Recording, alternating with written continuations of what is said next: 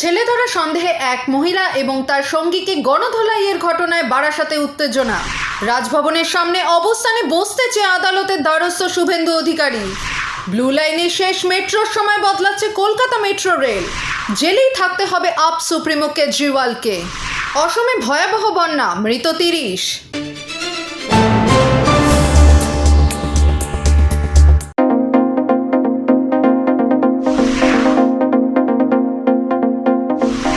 ছেলে ধরা সন্দেহে এক মহিলা এবং তার সঙ্গীকে গণধোলায়, উত্তপ্ত বারাসাত। পুলিশের গাড়ি ভাঙচুর করার অভিযোগ উত্তেজিত জনতার বিরুদ্ধে। লাঠিচার্জ করে পরিস্থিতি নিয়ন্ত্রণে আনে পুলিশ। গুজব ছড়ানো এবং মোবাইলে ওই ঘটনার ছবি তোলার অভিযোগে পুলিশ বেশ কয়েকজনকে আটক করেছে। বুধবার সকালে বারাসাত কামাখ্যা মন্দির সংলগ্ন এলাকায় অটোয়ে উঠতে যাচ্ছিলেন এক মহিলা, সঙ্গে ছিলেন আরও একজন। সেই সময় আচমকাই তাকে ছেলে ধরার তকমা দিয়ে মারধর শুরু করে জনতা। তাও এটা বোঝা যাচ্ছে কি কেউ ডেলিবারেটলি এখানে একটা রুমার স্প্রেড করে দিয়েছেন কি এখানে বাচ্চা চোট করছে বলে।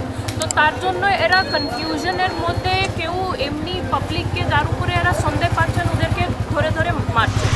রাজভবনের সামনে অবস্থানে বসতে চেয়ে আদালতের দ্বারস্থ শুভেন্দু অধিকারী।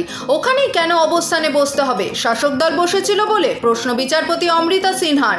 বিকল্প জায়গার সন্ধান নিয়ে আসুন, ভেবে দেখছি মন্তব্য বিচারপতির। 144 ধারা অমান্য করে গত বছরের অক্টোবরের রাজভবনের সামনে তৃণমূলের ধর্ণা মঞ্চে উপস্থিত ছিলেন অভিষেক ব্যানার্জি। বিক্ষোভে উপস্থিত থাকা ব্যক্তিদের বিরুদ্ধে কী ব্যবস্থা নিয়েছে পুলিশ? শুক্রবারের মধ্যে জানাতে রাজ্যকে নির্দেশ বিচারপতি সিনহার। 21 জুন মামলার পরবর্তী শুনানি। বেঁচে পড়েছে। আজকে কলকাতা হাইকোর্ট বলেছে যে তৃণমূল এবং ভাইপো কেন বসেছিল 144 ধারা ভেঙে তার রিপোর্ট দিতে। এবারে বিনীত গোয়েল রিপোর্ট দিক। ব্লু লাইনের শেষ মেট্রোর সময় বদলাচ্ছে কলকাতা মেট্রো রেল। বুধবার একটি বিবৃতি দিয়ে কলকাতা মেট্রো কর্তৃপক্ষ জানিয়েছেন 11টার বদলে শেষ মেট্রো রেল ছাড়বে রাত 10:40। 24 জুন থেকে লাগু হবে এই নতুন নিয়ম। মে মাস থেকে মেট্রো যাত্রীদের জন্য কবি সুভাষ থেকে দমদম মেট্রো স্টেশন পর্যন্ত বিশেষ রাত্রিকালীন পরিষেবা হিসেবে সোম থেকে শুক্র রাত 11টার সময় শেষ মেট্রো রওনা হতো। এই বদলের কারণ হিসেবে মেট্রো কর্তৃপক্ষ মাত্রাতিরিক্ত খরচ এবং তুলনায় খুব কম আয়ের কথা জানিয়েছে। জেলেই থাকতে হবে আপ সুপ্রিমো কেজরিওয়ালকে। দিল্লির মুখ্যমন্ত্রী অরবিন্দ কেজরিওয়ালকে জামিন দিল না আদালত। 3রা জুলাই পর্যন্ত তাকে বিচার বিভাগীয় হেফাজত বা জেলেই থাকতে হবে বলে জানিয়ে দিল দিল্লির রোজ এভিনিউ কোর্ট। অসমে ভয়াবহ বন্যা, একটানা বৃষ্টির জেরেই অসমে বিপর্যস্ত জনজীবন। সঙ্গী ধস, এখনো পর্যন্ত বন্যার বলি 30।